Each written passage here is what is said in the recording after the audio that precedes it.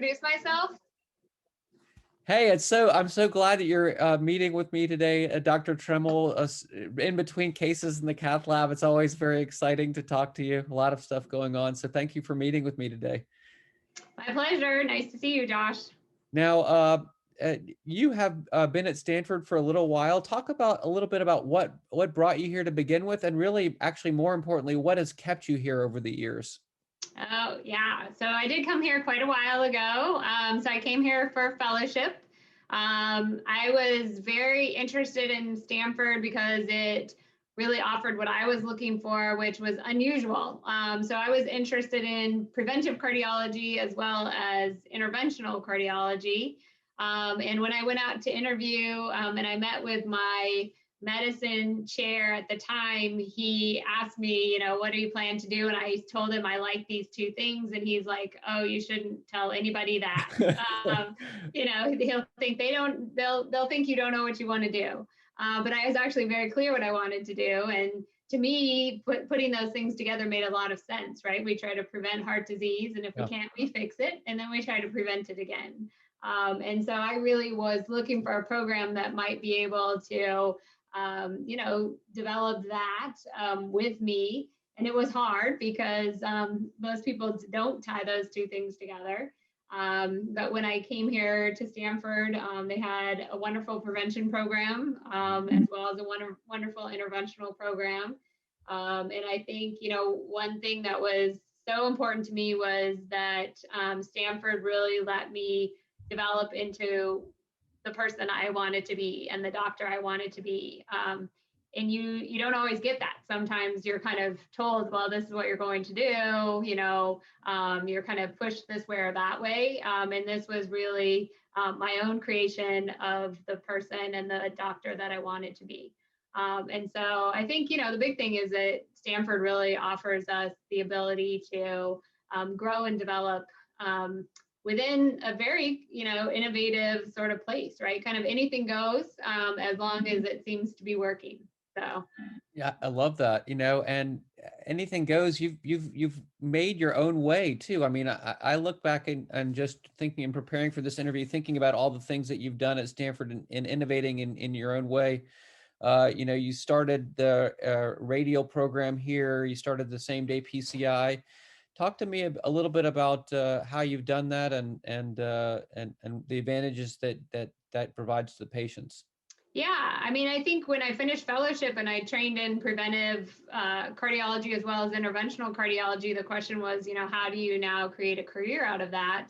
And interestingly, at the same time, there was a CT surgeon here who a couple of times while we were looking at films was like, you should start a women's heart health program. And I was like, I don't want to start the women's heart health program. I was like, get one of the guys to do it. But he mentioned it a couple of times, and I kind of looked at the research that I'd done while I was a fellow here.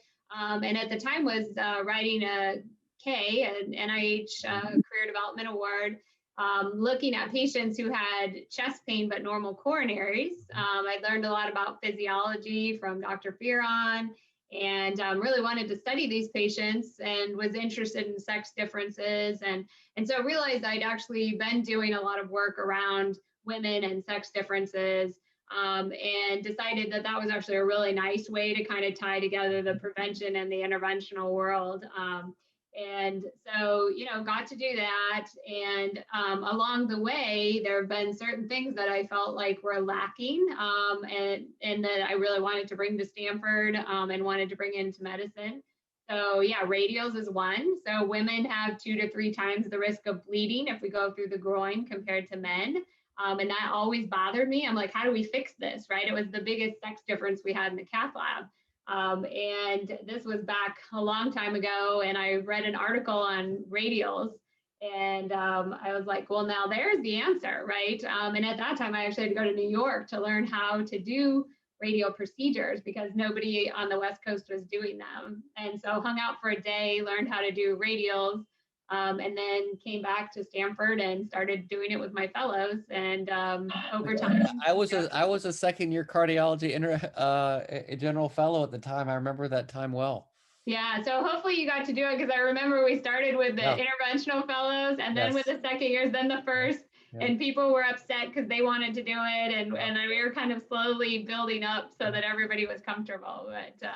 But that program, that women's heart health program at Stanford, has really become a world-class, we've become a world-class institution thanks to your leadership. I think you're maybe even now the endowed director of that program. And talk to us a little bit about what the kind of research and clinical work that you're doing within the women's heart health program now. Yeah, so the program is, a combination of uh, clinical and research and education. And we obviously see these patients in clinic, and there's several of us now. The program's grown. There's about, I think, 14 people involved in the Women's Heart Health Program. And we see the gamut of women now. When we first started, it was me and a nurse practitioner, and we basically saw prevention and then coronary artery disease type patients, and since have been able to add, heart failure and pregnancy related complications, and kind of the full gamut of what women need. I've also added psychologists to our clinic several years ago, because it was very important to me that we were treating the whole patient. And I understand that, if you're stressed, it's going to affect your heart. And if you have a heart problem, it's going to affect your brain. And it may be harder to take care of yourself. So we really try to address all that. And then we're obviously doing research in all of these areas as well.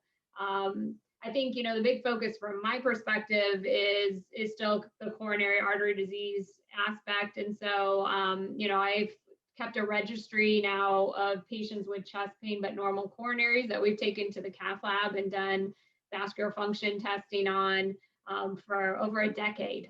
So we have a huge database. We've published a lot from that. And those are stable patients. And then we now, over the last several years, have done more with unstable patients, which would include Minoka patients, and doing a better job of investigating them when they come in, as well as SCAD, spontaneous coronary artery dissection. So these are all really, I think, interesting entities that we find primarily in women, but not always. And so there's a lot of great research to do there. No, for sure. Many of my patients benefited from you. I love the fact that you're an interventional cardiologist interested in prevention. I always like to say the interventional cardiologists are the spear points of prevention. I mean, the patients that I treat in my clinic, they all have inherited forms of lipids. So if you can find the family member that has the disease, we can look for the other family members. I think that's a spirit that really should permeate interventional cardiology a bit more. So Yeah, well, if thank you you for ask that. my staff in the cath lab, as soon as the stent goes in, I start talking about, you're going to have to get your butt out and start exercising, Yeah, because you can't mess up my stent. exactly. Yeah, no, I love that. Now, you started the Women's Heart Health. You made a little joke earlier about, starting that and saying, well, why don't one of the guys start it? But, you are an interventional cardiologist. You're obviously a woman, and that's not that common. And, at Stanford, I think on our interventional cardiology faculty, we have 2 women amongst a relatively small group.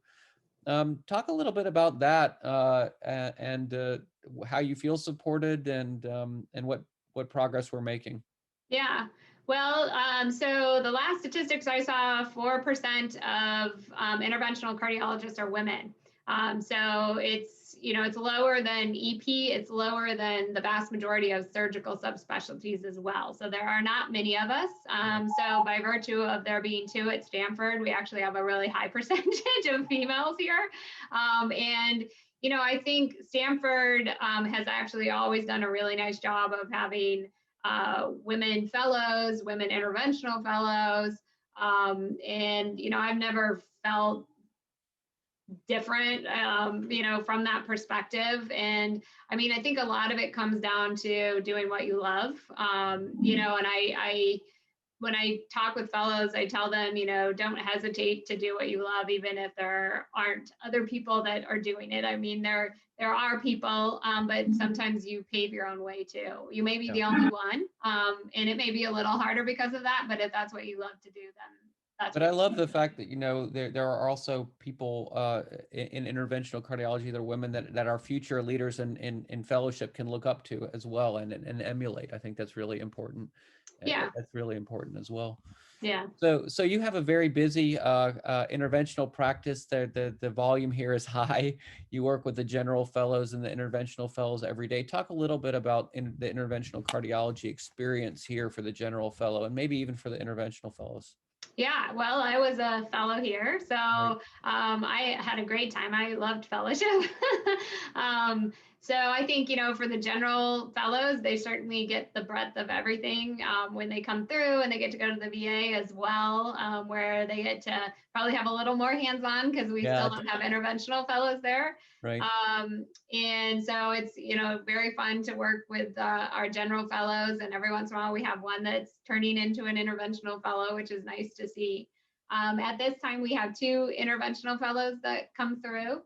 And we may be adding a third. And I think, one thing I always say about Stanford is that you will see everything. We're a moderate sized interventional program, but the way we've designed it is that everybody has their niche. And so by doing that, we cover everything. So, I have, the women's heart health and, kind of chest pain, normal coronaries and the radials. And I've been doing CTOs now for the last several years. And then somebody else does structural and basically they get everything. I think it's getting harder and harder for interventional fellows to actually learn all the stuff that they need to learn within a year because there are so many things. But overall, we get it all covered, and magically by the end of the year, everybody gets good at what they need to do. So. I think that's really true, and I'll just say for the people looking at this, I will by the end of this week have recorded interviews with you and with Gusan Kang at the VA, and last year I talked to Bill Fear on the Selena, and we'll also talk to David Lee and Rahul. So the interventional cardiology program will be well represented, and they'll be able to look at these videos and see those different niches, because I think it really is important not only to have the uh, exposure to the techniques, but also the exposure to the thought process. I mean, one of the best conferences we have is the coronary conference that is jointly attended by the CT surgeons and the interventional cardiologists.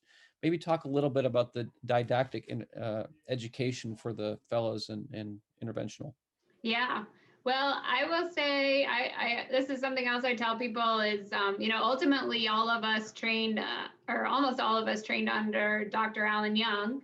And Dr. Young's a very thoughtful interventionalist. And I think he trains very thoughtful interventionalists. And people don't always put thoughtful and interventionalist together, but you can be a thoughtful interventionalist, right? And not just go around putting stents in. And so I think, we pride ourselves on that. And the conference is really this representation of that.